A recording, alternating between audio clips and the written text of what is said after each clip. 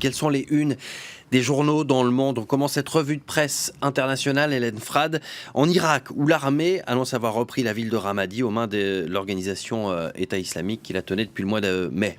Cette reprise constitue la victoire la plus importante de l'armée régulière depuis 18 mois, d'après The Wall Street Journal, qui juge que c'est là une bonne nouvelle, qui sera une meilleure nouvelle encore, si elle marque la renaissance des forces sunnites modérées en Irak et dans la région. Une renaissance qui n'aurait que trop tardé, selon le quotidien, qui voit aussi dans la reprise de Ramadi un succès pour remonter le moral des troupes irakiennes à quelques mois de la bataille de Mossoul, qui s'annonce extrêmement difficile. Pour le moment, explique The Wall Street Journal, le défi pour les Irakiens est de montrer qu'ils peuvent tenir Ramadi et regagner la confiance de la population sunnite non radicale. Pour The New York Times, qui affirme que l'organisation État islamique a perdu près de 40% de son territoire irakien depuis un an. La reprise de Ramadi est importante dans la mesure où elle permet de couper la route d'approvisionnement du groupe État islamique vers Falloujah, qui se trouve être encore plus proche de la capitale, Bagdad, et donc de desserrer l'étau des djihadistes sur la ville. Le journal prévient néanmoins lui aussi qu'à cette victoire militaire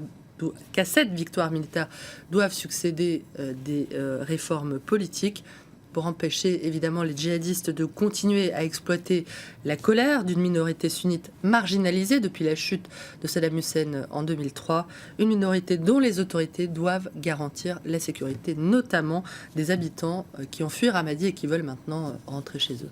Et c'est bien là toute la difficulté, réussir à mettre un terme au cycle de violence. À Sinjar, dans le nord-ouest du pays, reprise en novembre par les forces kurdes irakiennes, syriennes et turques, Libération raconte la soif de vengeance des yézidis, cette minorité religieuse persécutée par l'organisation État islamique, accusée à présent d'exécuter les musulmans, soupçonnés d'avoir aidé les djihadistes.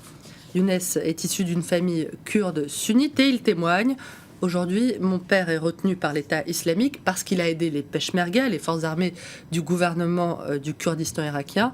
Mon oncle, lui, a été tué par des combattants yézidis il y a 3 semaines. Il l'accusait d'être au service de Daesh.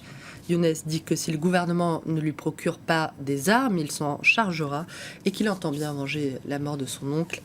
Les Irakiens, on l'entend, sont encore loin de la réconciliation, loin de cette union sacrée qui permettrait de venir enfin à bout des djihadistes. À voir, pour terminer, avec ce dessin du China Daily qui montre l'un de ces djihadistes écrasé par les poings des différentes composantes du peuple irakien. Et autre sujet, à la une ce matin dans la presse internationale, cet accord historique conclu hier entre la Corée du Sud et le Japon sur cette question des femmes dites de réconfort, système d'esclavage sexuel mis en place par l'armée nippone durant la Seconde Guerre mondiale. Le Japon a accepté, vous l'avez dit, de verser 1 milliard de yens, 7,5 millions d'euros de dédommagement aux 46 femmes donc dites de réconfort qui sont encore en vie. Il a reconnu aussi l'État japonais sa responsabilité. C'est ce que rapporte The Japan Times. Mais c'est une contrition qui est jugée insuffisante par les victimes, selon The Korea Times, auquel l'une de ces victimes a déclaré vouloir non pas de l'argent, mais la justice.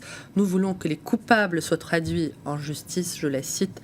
The Washington Post, de son côté, salue l'effort de réconciliation entre le Japon et la Corée du Sud, une preuve d'apaisement jugée d'autant plus nécessaire par le journal qu'elle interviendrait dans un contexte de nationalisme renforcé et d'agressivité accrue de la Chine dans la région.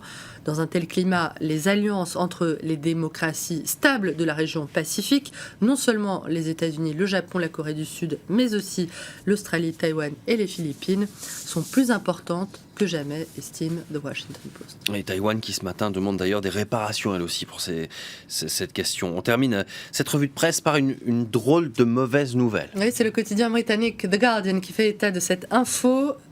Tenez-vous bien, Damien, le mois de janvier s'annonce meurtrier pour les couples. Le journal rapporte qu'une étude prédit une hausse de 332% des divorces par rapport à décembre. Pourquoi soudain tant de rupture, me demanderez-vous ? Parce qu'au moment de remiser le sapin en plastique à la cave, il semble que les unions les plus fragiles finissent par exploser. Le temps des fêtes, chacun accepterait de mettre un peu un mouchoir sur ses doléances pour ne pas peiner la famille. Mais une fois la fête terminée, fini les sourires figés et les querelles mises en sourdine pour ne pas faire de chagrin aux enfants et à la belle-mère. à moins que ce ne soit les fêtes elles-mêmes qui s'avèrent être la goutte d'eau qui finit par faire déborder le vase. Et après avoir déballé les cadeaux, on déballe tout. Merci beaucoup Hélène Frade pour cette revue de presse. Merci à vous de suivre ce journal. On se retrouve dans 3 minutes pour une nouvelle édition sur France 24.